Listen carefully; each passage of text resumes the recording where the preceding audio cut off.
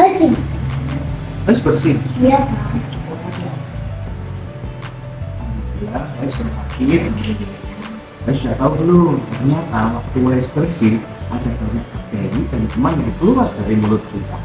Jadi kalau guys bersih, tutuplah mulutmu dengan lengan atau dengan tisu. Jadi begini, tisu ambil tisu, itu supaya saat guys bersih, guys tidak melibatkan kuman-kuman yang mungkin ada dan tersebar di udara bersama bersihmu. Jangan lupa ketika bersih kita disunahkan oleh Rasulullah SAW untuk mengucapkan Alhamdulillah, yang artinya segala puji bagi Allah.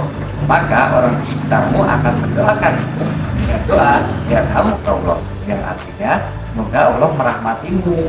Lalu jawab doa orang-orang di sekitarmu tadi dengan doa yahdikumullah wa yuslih balakum, yang artinya semoga Allah Subhanahu wa taala memberikan hidayah dan membaguskan keadaan kalian. Seperti itu, Ais. Gitu ya, Bang.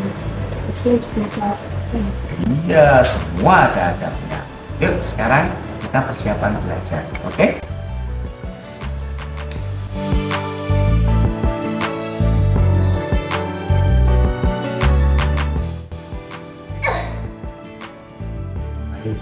Lain kali kalau batuk tutup mulutnya pakai lengan tangan ataupun pakai tisu, sama jangan dihadapin langsung ke orang.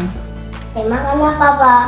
Sama kayak bersin, ketika kita batuk kita mengeluarkan kuman dan bakteri dari mulut kita, sama juga kita jadi bikin nggak nyaman orang.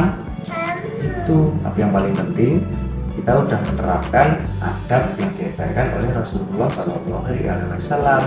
Dia bersih dan batuk kita tutup kita dengan tangan dan tisu. Oh, gitu ya, Pak. Iya, sekarang lanjut belajar lagi ya.